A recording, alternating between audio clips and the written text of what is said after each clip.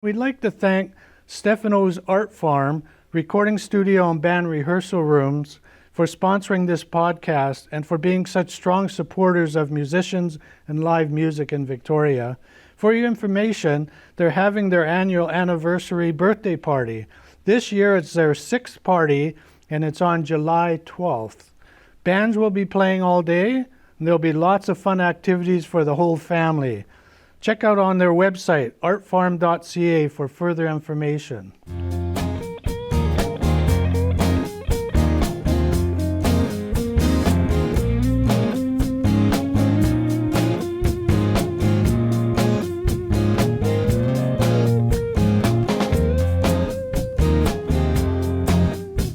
Okay, welcome back, everyone, and welcome to Wayne's Music podcast. I've got two very interesting people here today. I'm going to be chatting about a number of different things. So thanks for tuning in. But just before we start, as usual, I just want to ask the viewers to hit that like button and that subscribe button. That helps me out a lot. So if you enjoy it, please do that. I'd appreciate it. So thanks, guys, for coming down and being on the podcast. So who I have today is I have Stefano Pasta, the owner of the Stefano's Artfarm, which is band rehearsal space rooms, and it includes a recording studio as well. And Deane, you more or less run the recording studio. Yeah, I'm the resident engineer and the cat herder. Yeah, right. Right. So tell me a little bit about yourself individually. Stefano, what bands are you in currently, or? I kind of taken a bit of a hiatus just because I've been focusing on obviously running the studios and everything else. But I am currently in a AC/DC tribute called TNT, and otherwise I'm putting something together with some old friends of mine that I've played with multiple bands in the past, Overproof and Dizzy and. Right, the list goes Dizzy. on, So it's Colin and Lucius. We're starting up again, and awesome. Still yet to be named. Yeah, right. But old habits die hard. Yeah, we just click together as awesome. Friends and musicians. So we love what we do. Now your AC/DC band, Mm-hmm. you're playing the Coda at some point in August. Was it? I think it's I don't know the day. I think it was 29th, but yeah. Oh, is it? Oh. Yeah. So that's something for people to keep an eye open and go out and help the Coda as well. Yeah, it's a newer club in town that most people know about now, but we all like to support music as much as we can. Wonderful. Yeah. Yeah, that's great. Let me come out and check that out. For sure. Danny, what about your musical endeavors lately? I know you were recently playing at a festival in Europe, weren't you? Yeah, I'm lucky enough to be invited over to hook up with some of my former contacts from Europe, and they host both a festival in England and as well there's an offshoot of it that comes out of Cyprus every October. And so I've been lucky enough to be included with in Legends, which happens in Great Yarmouth in England, and again in Cyprus Rocks, which will happen in Proteras in October. And then during the summer months, I hang out with a group of American guys, and we dress up and play as Van Halen across the country. And our interesting spin on things is we're called Best of Both Worlds. So we feature both singers. And we have a gentleman, David Nelson, who portrays Sammy Hagar. And I bring the Dave. And I've got this wonderful assembly of guitar player and drummer and bass player who are Van Halen, basically. And we play some really interesting shows up and down the Western Seaboard here. And That must be fun for sure. Yeah, and they pay us for it too. It's really cool. Yeah, right. Bonus. Awesome. Nice bonus. Yeah. So, Stefano, what inspired you to open up your business? So basically, it's band rehearsal spaces, and the bonus is having a studio. Yeah. And there's also the drop-in, sort of like an hourly room, because a lot of the monthly rentals are full. Right. So we also offer that just to make it so if people just want to come and rehearse, they can do that as well. What inspired me to do it was honestly just being a drummer myself. I knew how hard it is to find a place where you can play loud, bang, So that was one of my reasons. But honestly, it was just I wanted to be my own boss and do something I love doing. And music's been in my blood my whole life, so I just thought this is something I could see myself getting behind. And everywhere I've gone, whether it be on tours or just travel, I've seen, these kind of places, where they have rehearsal rooms and whatnot. And I know Victoria had one years ago, which was the meat lockers. Famous meat lockers. Famous meat lockers. Didn't that burned down? It burnt down. Yeah. It was a great place, but it wasn't Kind of better that it wasn't burned down. wasn't maintained. So I just kind of wanted to do a little twist on that, and just have somewhere for bands that they can play 24 hours a day and whenever they feel inspired, because you can't schedule that. Right. Yeah. And in the throes of it, he's developed a community there because these bands they inhabit the rooms for up to 6 months to a year because they sign a lease, and they're most of them have been there almost since day one. I mean, we've got quite a few really, really great clients and friends, and we've got a waiting list. It's Victoria's just a mecca of incredible talent. It's amazing. I've always been very impressed with Victoria. The pool of musicians is just huge. Without question, It really is. As I'm learning behind the scenes with our recording initiative, that it comes in all kinds of forms, whether it be, professional musicians from around town who've been playing for years in various acts, or people just starting out. We've had plenty of, amateur novices kind of thing come in and get their first foray in music to have some tangible recording record of their performance and stuff. It's been really interesting. Yeah. So now your rehearsal spaces, do you have 7 monthly ones? 9. Oh, 9. So there's nine monthly. Then there's a 10th room, which is, like I say, the drop-in room. Right. And it's really make it really affordable. $60 for 4 hours. It comes with a drum kit and a PA. Yeah. Just as much as I can give And back. most of those rooms are inhabited by more than one band as well. Yeah, they all, they're sublet, right? So there's a lot of, like, the leaseholder will sublet to 5-6 other bands. Oh, okay. So they split up their days or whatever. Yeah. And then, of course, the recording studio. So altogether, there's 11 rooms in the building. Yeah. Now, how did you find that location? I'd been looking for a while. It'd been in the back of my mind for quite a few years. But when I saw that place was available, it was perfect in the sense that it was complete clean slate. There was nothing there. There was no walls, no electricity, no plumbing, nothing. Yeah, you did major renovations. Yeah. I remember seeing the pictures as you were doing it. Yeah. on Well, because Facebook. I kind of had the vision, and I wanted everywhere I went, it wasn't quite right, And a big selling point for me was that there was underground, right? So a lot of it was already built in soundproofing for the neighborhood, But then the rest just came. I went in there with orange spray paint and just marked things out as I wanted to see it, and just got the people together and made it happen. Build it and they will come. That's right. Yeah, right. Yeah. And the bonus is that it's so centrally located as well. And the parking lot's huge too, which is nice for events and things like that. Now, I noticed you don't have your name on the building or anything. Yeah. Do you want to kind of be... I like to keep it a little nondescript. Yep.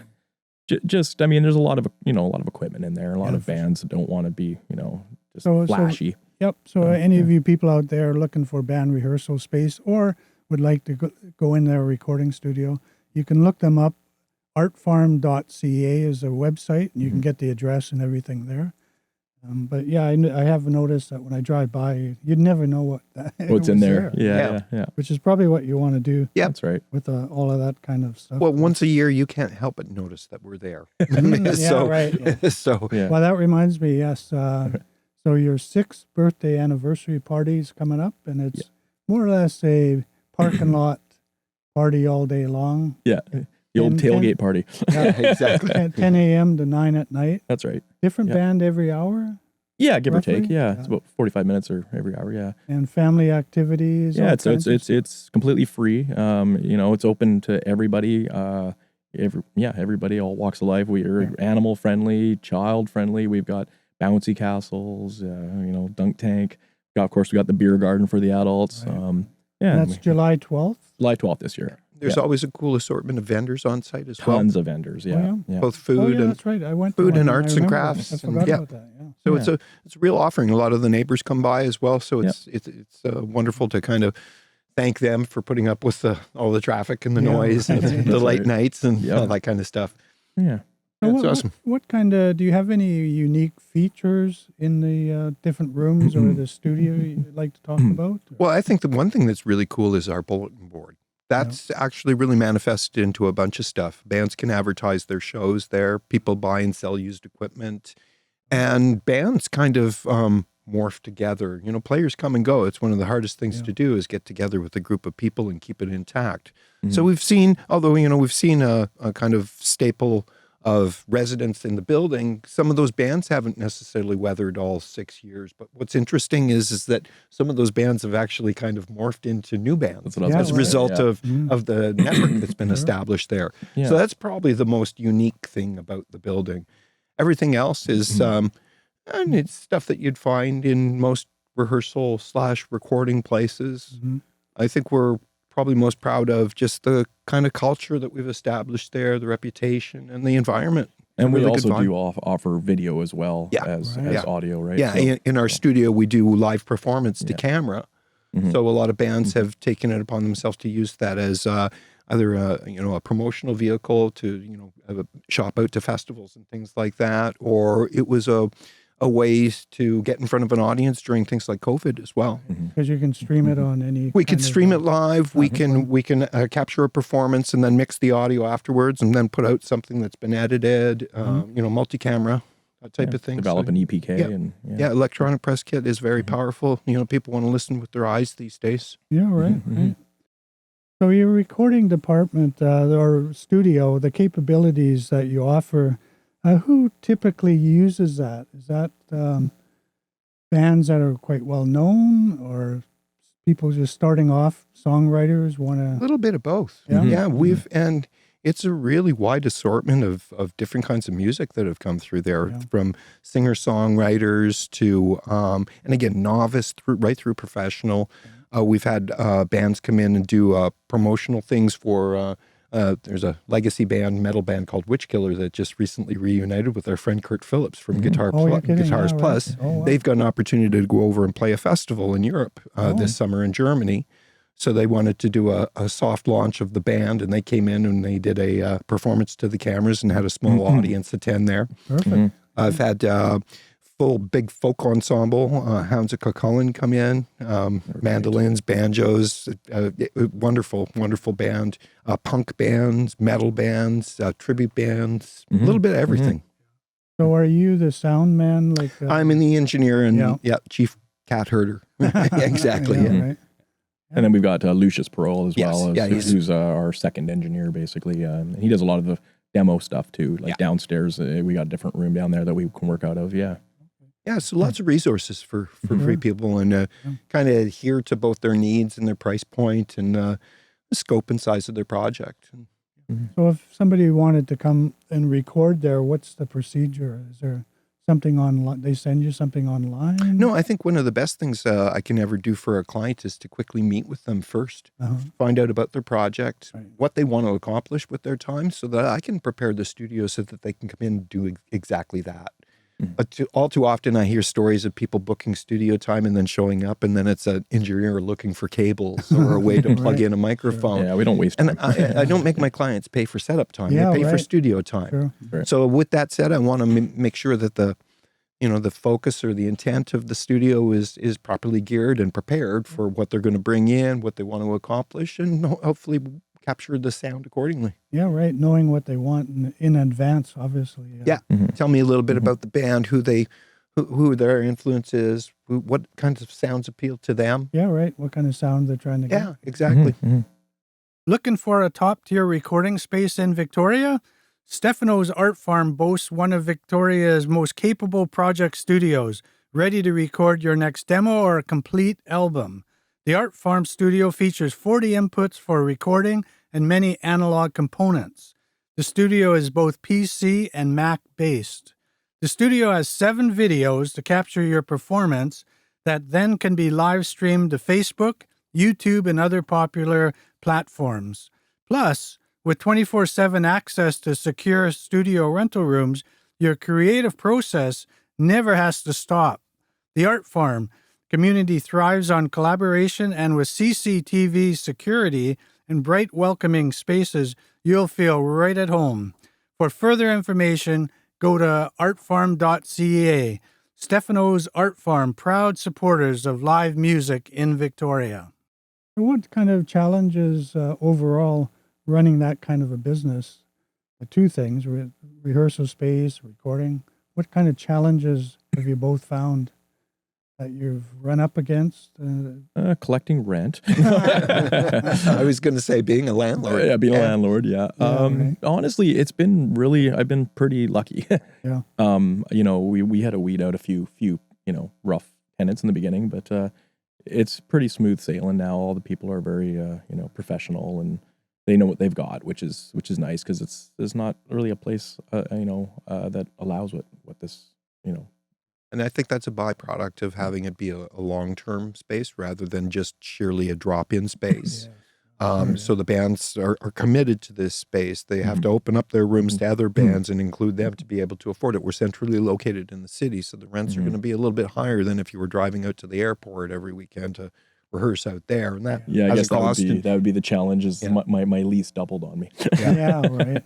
After my first 5-year term, it doubled, and didn't foresee that. I knew it would go up. But I didn't think it would double. Yeah. Holy smokes. Yeah. So unfortunately, I have to pass that on to the tenants. But they were all pretty good about it, and they all understood. Yeah. It's just like any other creative endeavor in the modern age. It just gets more expensive and harder to get access to. And we're doing our best to keep it accessible and do whatever we can. Yeah. We're still the most economical studio in the city. He still has the best prices for what you get. And it's just that you have to wait. The demand is so high. But the studio is open for bookings. So there you go. So contact Danny Deane. Absolutely. And, Please do. Set you up. Yeah. So, do you have any memorable stories or things that have happened in the I don't know if we can share them here. Of course we do. Right. But whether they're safe for the interwebs we've had some pretty interesting, like notoriety, I guess, for certain bands that have come through. There's been some really cool surprises in that there's, for example, I think a band the night before they were opening for Finger 11 in Vancouver, and the next day they're unloading a 5-ton full of road cases to use the hourly room downstairs. And early on in the early days of the studio opening up, I had a very notable Canadian artist who was about to release what effectively was a bit of a comeback album. Oh, yeah.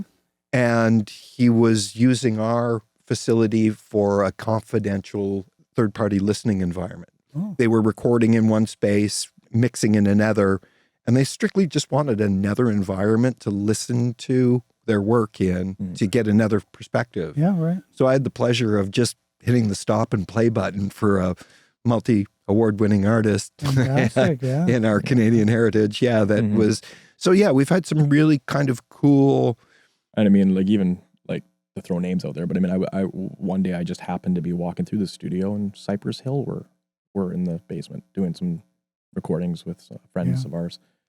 So you never know who I'm going. You never know who I'm going to run there, into, right? It's pretty interesting that way. Yeah. Now, how has technology changed over the years? Have you seen a lot of change in the studio? Not really, because we're not necessarily using the latest and greatest. We're truly just an organic recording studio that happens to record to hard disk. So we're, I treat it like very much an old school. I use a recording a console that's independent of my recording system. We try and, we do live events there as well. So we have to have the capability to make things sound good on the way in as well as on the way out. I think the one thing that has been our biggest challenge is that recording has become so accessible for anybody. With a few $100s, you can go into a music store and buy everything you need to do it at home. The one thing that we afford is the space. A full band can set up in our environment. You can play drums there. You can turn that guitar amp way up. You can sing with confidence, right? And so that's our advantage. And you also get the objectivity and the guidance and support of some people who've been doing it for a while. And I think that's the sell, if anything, right? At the end of the day, all studios are just a room full of equipment. Yeah, right.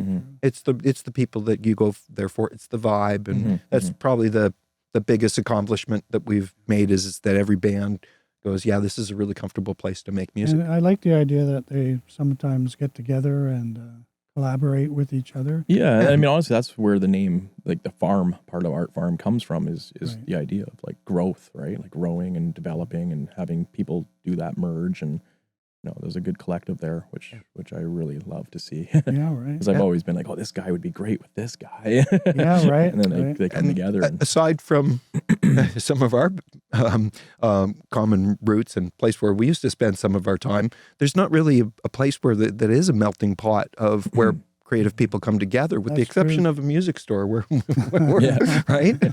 So there's a sense of community there. There's always conversations in the parking lot. The smoking pit is filled with various tenants from the various rooms, and they're all catching up on the latest and greatest of what's happening in their band, the challenges they're encountering, and it's all the different venues that they play. It's all different people too, different styles of music, right? Yeah. So there's Yeah, like right. folk to metal to rock to Yeah. punk, Yeah.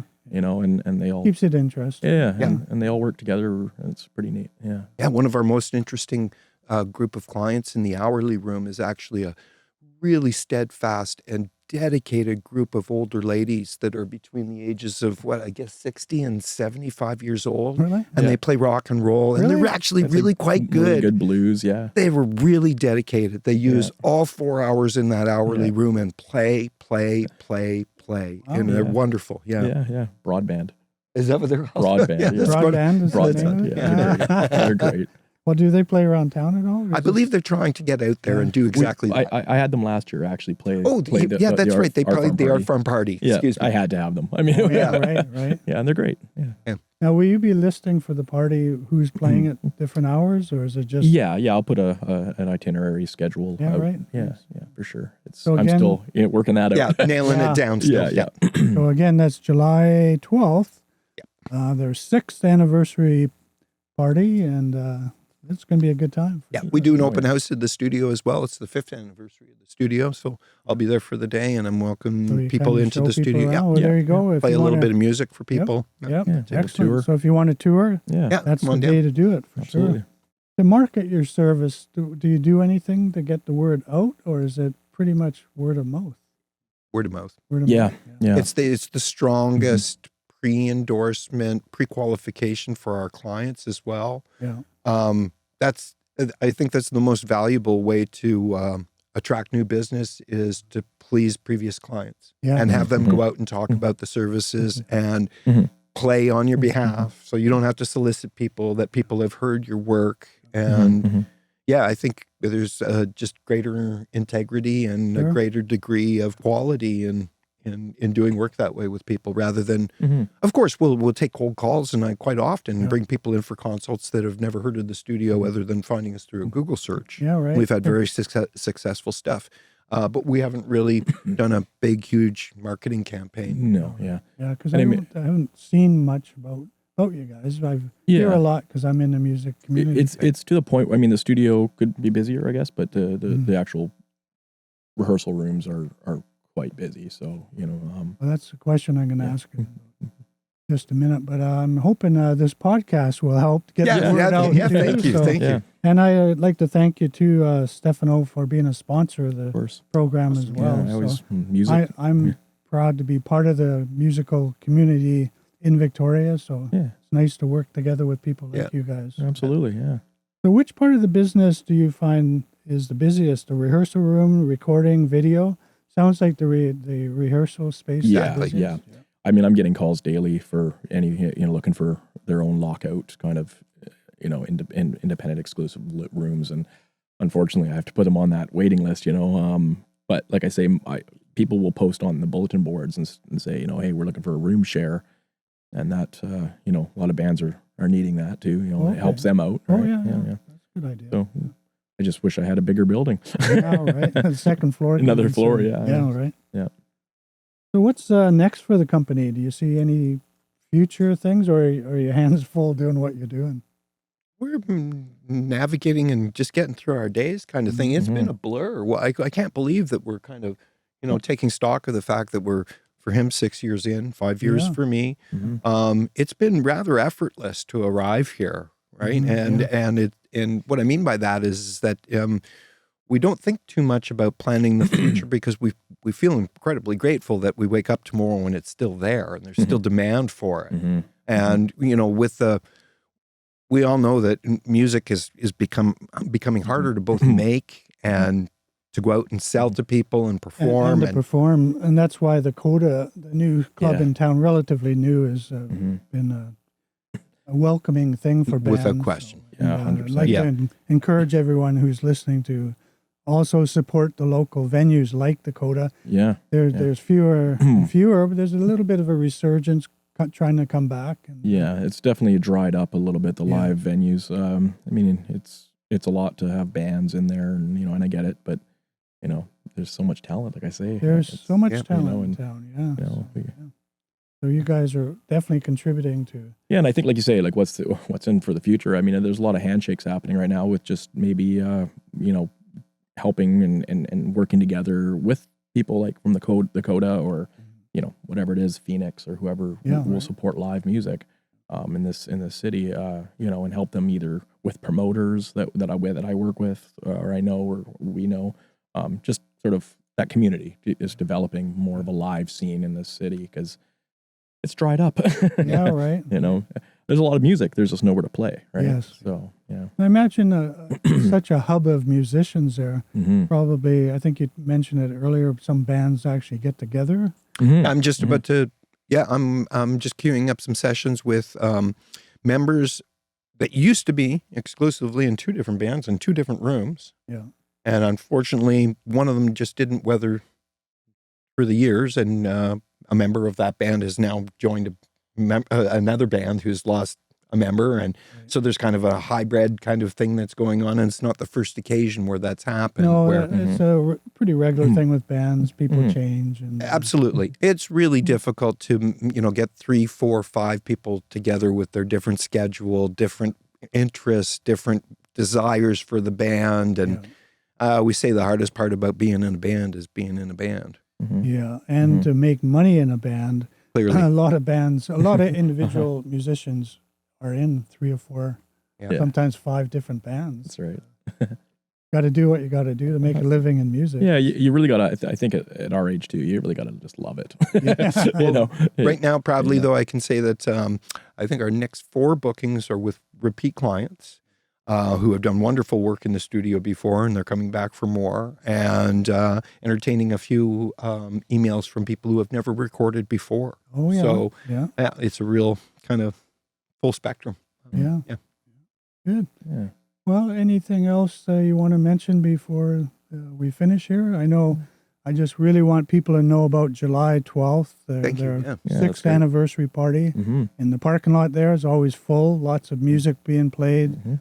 Great time to come out and see the studio that Danny looks after, and even I guess I can see some of the rooms, I suppose. Yeah, absolutely. Yeah, everybody there is really, really easy going and pretty chill. Yeah, and likewise, Wayne, it's really great to see you in your.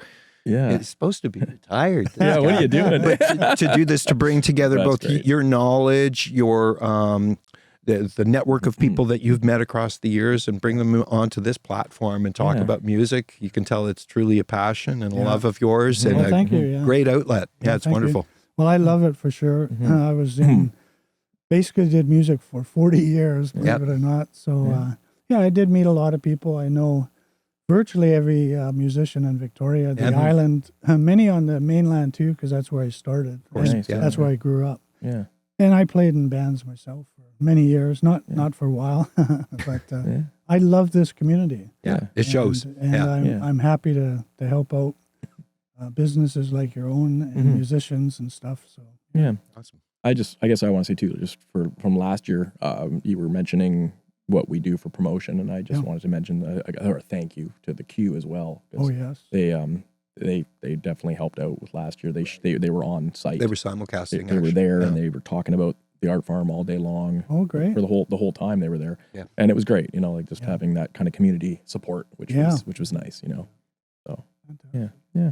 Well, thanks, guys. I guess that's the end of the program, but I appreciate you coming down.